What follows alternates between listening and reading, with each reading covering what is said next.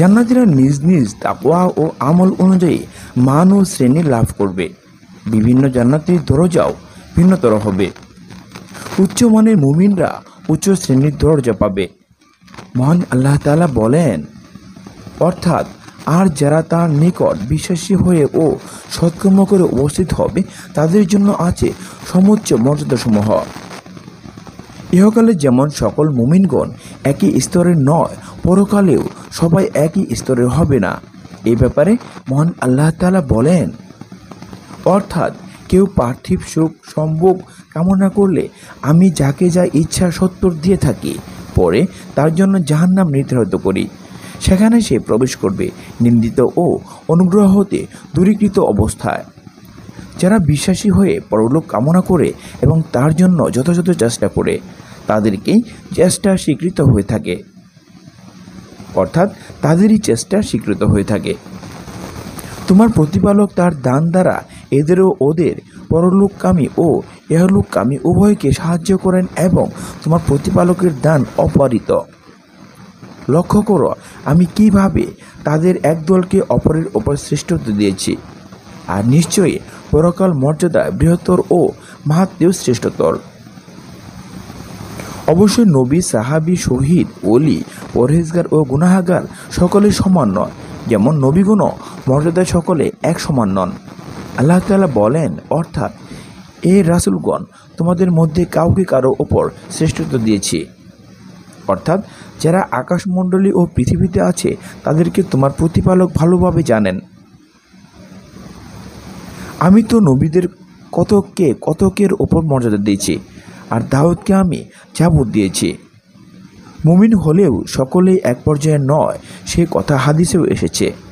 নবী সাল্লাল্লাহু আলাইহি ওয়াসাল্লাম বলেন, দুর্বল মুমিন অপেক্ষা সকল মুমিনই আল্লাহর নিকট অধিক উত্তম এবং প্রিয়, আর প্রত্যেকের মধ্যে কল্যাণ আছে।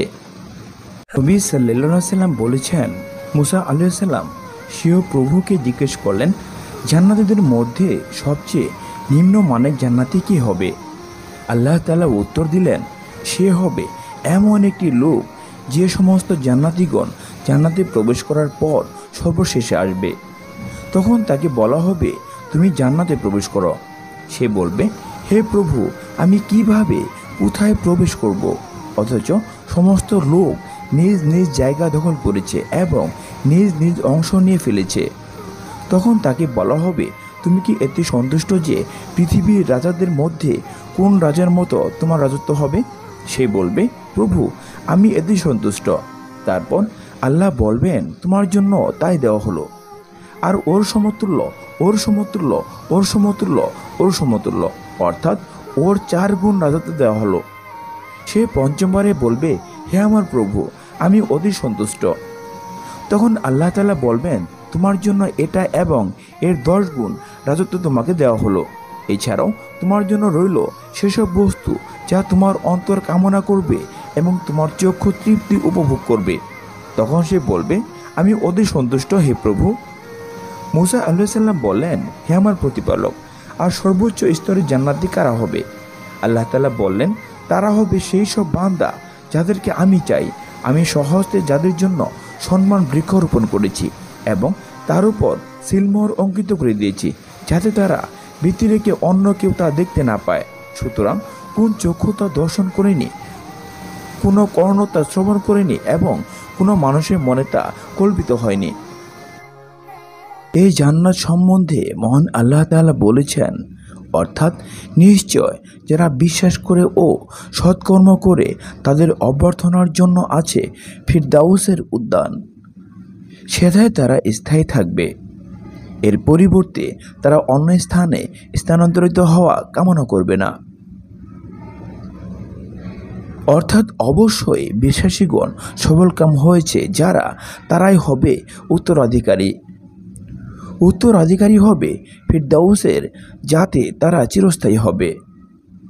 আনাস রাদিয়াল্লাহু আনহু বলেন, উম্মে রুবাইয়া বিনতে বারা, যিনি হারেজাহ ইবনে সুরাকাহর মা, তিনি নবীর নিকট এসে বললেন, ইয়া রাসূলুল্লাহ, আমাকে হারেজাহ সম্পর্কে কিছু বলবেন না? সে বদরের দিনে খুন হয়েছিল। যদি সে জান্নাতি হয় তাহলে ধৈর্য ধারণ করব, অন্যথা তার জন্য মন ভরে অত্যাধিক কান্না করব। তিনি বললেন, হে হারেসের মা, জান্নাতের মধ্যে বিভিন্ন প্রকারের জান্নাত আছে, আর তোমার ছেলে সর্বোচ্চ ফিরদৌস জান্নাতে পৌঁছে গেছে। বুখারী। আল্লাহ তাআলা বলেন, অর্থাৎ চিরস্থায়ী জান্নাত যার দ্বার উন্মুক্ত থাকবে তাদের জন্য, অর্থাৎ চিরস্থায়ী জান্নাত, তাতে তারা প্রবেশ করবে এবং তাদের পিতামাতা, পতিপত্নী ও সন্তান সন্ততিদের মধ্যে যারা সৎকর্ম করেছে তারাও। আর ফেরেশতাগণ তাদের কাছে প্রবেশ করবে প্রত্যেক দরজা দিয়ে। তারা বলবে, তোমরা ধৈর্য ধারণ করেছ বলে তোমাদের প্রতি শান্তি, কতই না ভালো এই পরিণাম। মুমিনগণ যখন জান্নাতের কাছে পৌঁছবে তখন সেই দরজাসমূহ খোলা হবে। ফেরেশতাগণ তাদেরকে অভ্যর্থনা জানাবে। মহান আল্লাহ তাআলা বলেন, অর্থাৎ যারা তাদের প্রতিপালককে ভয় করত তাদেরকে দলে দলে জান্নাতের দিকে নিয়ে যাওয়া হবে। যখন তারা জান্নাতের নিকট উপস্থিত হবে এবং জান্নাতের দরজা খুলে দেওয়া হবে এবং তার রক্ষীরা তাদেরকে বলবে, তোমাদের প্রতি সালাম, শান্তি, তোমরা সুখী হও এবং স্থায়ীভাবে বাস করার জন্য জান্নাতে প্রবেশ করো। নবী সাল্লাল্লাহু আলাইহি সাল্লাম বলেছেন, জান্নাতের দরজাসমূহ প্রত্যেক বছর রমজান মাসে খুলে দেওয়া হয়। নবী সাল্লাল্লাহু আলাইহি সাল্লাম বলেছেন, মাহে রমজানের আগমন ঘটলে জান্নাতের দরজাসমূহ খুলে দেওয়া হয়, জাহান্নামের দরজাসমূহ বন্ধ করে দেওয়া হয় এবং শয়তানদেরকে শৃঙ্খলিত করা হয়। বুখারী ও মুসলিম।